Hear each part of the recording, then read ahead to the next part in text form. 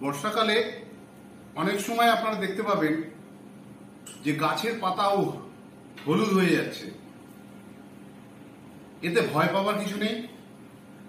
কারণ হচ্ছে কি, বর্ষাকালে অনেক সময় স্বাভাবিক নিয়মেই যে পাতাগুলোর বয়স বেশি সেই পাতাগুলো অনেক সময় কি হয়, হলুদ হয়ে ঝরে পড়ে, আবার নতুন পাতা গজায়।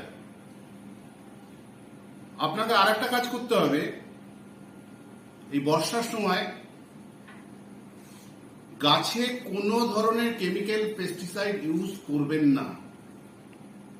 যদি আপনার মনে হয় যে গাছে পোকার আক্রমণ হয়েছে বা পোকার উপদ্রব দেখা দিয়েছে, আপনারা একমাত্র নিম অয়েলই ব্যবহার করবেন।